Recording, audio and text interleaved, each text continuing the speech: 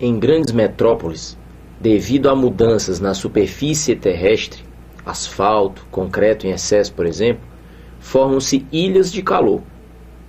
A resposta da atmosfera a esse fenômeno é a precipitação convectiva. Isso explica a violência das chuvas em São Paulo, onde as ilhas de calor chegam a ter 2 a 3 graus centígrados de diferença em relação ao seu entorno. Aqui eu já queria começar fazendo uma observação. A linguagem é tudo, ok? Quando se fala 2 a 3 graus centígrados, preste bem atenção. É preciso tomar muito cuidado com a linguagem científica e às vezes a vinculação em meios de publicação, né, em meios jornalísticos, de divulgação científica, para tentar simplificar a linguagem, ou por não ter sido um texto escrito por uma pessoa especializada, você incorre em alguns erros como esse que você vê aqui. O que isso queria dizer não é 2 a 3 graus centígrados, mas 2 a 3 graus Celsius. É importante prestar atenção nisso. Ah, mas Delfrânio, eu sempre achei que o C no grau era de centígrado. Não. Preste bem atenção na palavra centígrado. Na realidade são duas palavras. É um prefixo e a palavra centigrado. Grado que vem de grau. E centi é um prefixo que representa um numeral. A centésima parte. Então, quando você fala que uma escala termométrica é centígrada, é porque ela é dividida em 100 partes. Como é a escala Celsius? Quando você considera o ponto de fusão do gelo e o ponto de ebulição da água, os chamados 2 pontos fixos fundamentais, o gelo é chamado 0 graus Celsius e o ponto de ebulição da água 100 graus Celsius. Portanto, entre os pontos fixos fundamentais, 100 graus. Daí uma escala dividida em 100 partes. Uma escala centígrada. Mas veja bem, a escala Kelvin marca 273 e 373, onde, respectivamente, a escala Celsius marca 0 e 100. Repare que de 273 para 273 também tem 100 graus. Então, a escala Kelvin também pode ser chamada centígrada, porque entre os pontos fixos fundamentais, repito, ela também é dividida em 100 partes. Diferente, por exemplo, da escala Fahrenheit, que onde Celsius marca 0, ela marca 32. Onde Celsius marca 100, ela marca 212. Então, entre os pontos fixos fundamentais, a escala termométrica Fahrenheit tem 180 graus. Então, ela não é dividida em 100 partes. Então, ela não é uma escala centígrada. Então, é importante tomar cuidado com essa nomenclatura. Quando se quer dizer no texto 2 a 3 graus Celsius e não centígrados. Ok? Olhe na tela. Continuando a leitura do texto.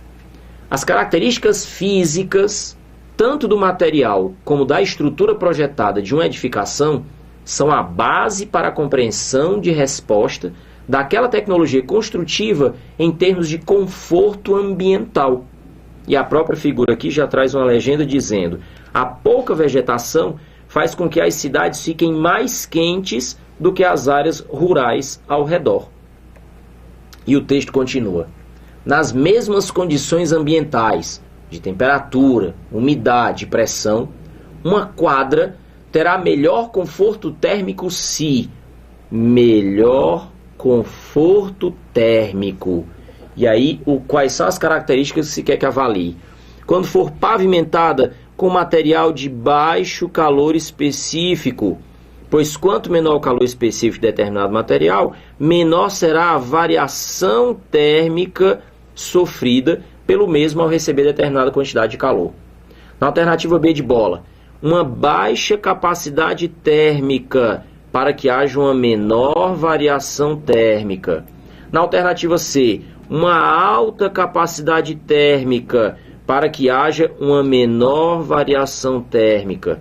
Na alternativa D, um sistema de vaporização, pois ambientes mais úmidos permitem uma mudança de temperatura lenta, já que o vapor de água possui capacidade de armazenar calor sem grandes alterações térmicas, devido ao baixo calor específico da água.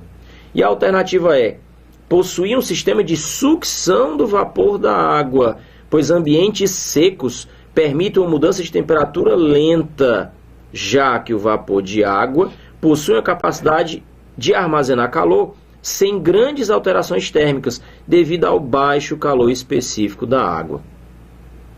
Bom, o que é importante que se comente aqui? Nas regiões urbanas, o processo de urbanização pressupõe aglomeração de pessoas, construção de edifícios cada vez mais próximos e cada vez mais altos e infraestrutura de cidade. Infraestrutura de cidade, a primeira coisa que a gente lembra, trânsito, e trânsito lembra asfalto. E asfalto lembra um material tanto de baixo calor específico, quanto a cor do asfalto também, que por ser escuro, absorve grandes quantidades da radiação solar incidente. Todos esses fatores contribuem para a formação de uma ilha de calor. Aqui eu peguei informações, por exemplo, esse gráfico é importante ser visto, já que a questão faz, por exemplo, referência à questão da urbanização e das regiões rurais ao redor, por conta da diferença da existência da vegetação ou não. Então você observa esses dois gráficos. No primeiro lá, o que a gente vê? É um mapa de São Paulo, a gente fala fazendo referência a uma cidade, né, que é característico, e o próprio texto falou das chuvas em São Paulo, né, por conta de ser uma ilha de calor muito intensa. Então, por conta disso, os dados mostrados de São Paulo. Então você tem, primeiro, a vegetação em São Paulo. E aí, repare exatamente a parte pintada de vermelho, é exatamente onde você tem menos vegetação. E aí vem o gráfico do lado, onde para a mesma cidade, para a mesma região, você tem as diferentes regiões de temperatura. E o que se mostra em vermelho é exatamente a porção mais quente. Agora observa a coincidência. Exatamente onde tem menos vegetação é onde se tem as maiores temperaturas. Quero até fazer uma observação.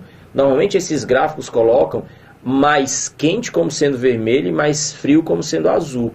Não custa nada lembrar que em física a radiação vermelha, ela na verdade é mais fria do que a radiação azul. Vermelho significa baixa frequência, baixa energia. Azul significa alta frequência, alta energia. Mas, para psicologia, sei lá como é que se explica isso, para a linguagem visual, associa-se o vermelho ao fogo, então o vermelho é quente. E o frio, o céu é frio e o céu é azul, o azul da cor do mar. Então, por conta disso, essa diferença, tá? Mas é importante ficar esperto com isso. Mas, na leitura do gráfico, fica comprovado que exatamente as ilhas de calor, ou seja, nas regiões urbanas, onde você vai ter menos vegetação, é onde vai aparecer exatamente as mais altas temperaturas. E aí aqui também tem uma ilustração interessante, onde a gente tem, isso foi retirado de um livro de arquitetura, onde o texto fala sobre conforto térmico. E isso é uma coisa que os arquitetos se preocupam muito, o conforto térmico dos ambientes, porque é da responsabilidade de quem promove a construção de um determinado ambiente, e aí a gente não está falando só de uma edificação, mas pode ser de uma própria cidade. É necessário um planejamento urbano. Então você vê, por exemplo, se você coloca regiões onde você tem prédios muito altos, então o que vai acontecer? A gente tem o que se chama de rugosidade. Vai ficar difícil dos ventos passarem por lá. Então você acaba criando uma região onde os ventos passam por cima da cidade e não pela cidade.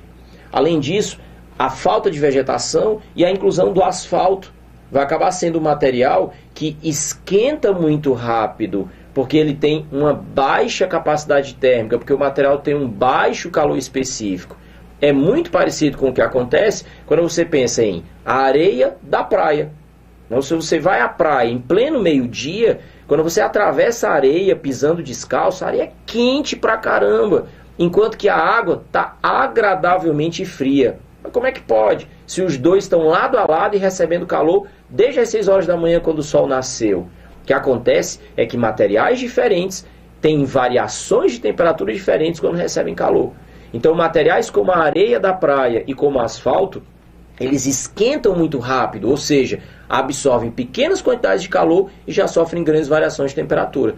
E fisicamente, termologicamente falando, termicamente falando, isso significa dizer que eles possuem um baixo calor específico ou uma baixa capacidade térmica. E aí isso é o que provoca, por exemplo, eu achei esse gráfico aqui também interessante, as diferenças de temperatura de acordo com as regiões da cidade. Então você vai indo aí do centro para a região rural, né? Então da região urbana para a região rural, e você vai tendo um abaixamento no valor da temperatura. Justifica exatamente do que a questão está falando, as ilhas de calor. Então vamos marcar a alternativa correta? observando então as alternativas para que você consiga um melhor conforto térmico. Então é necessário neutralizar as ilhas de calor. Para isso, o que é que seria necessário? Se tem que ser pavimentado, que seja com material de alta capacidade térmica. O que significa isso? Que você vai ter menores variações de temperatura quando a estrutura receber uma determinada quantidade de calor. É necessário que a pavimentação seja mais parecida com a água do mar do que com a areia da praia.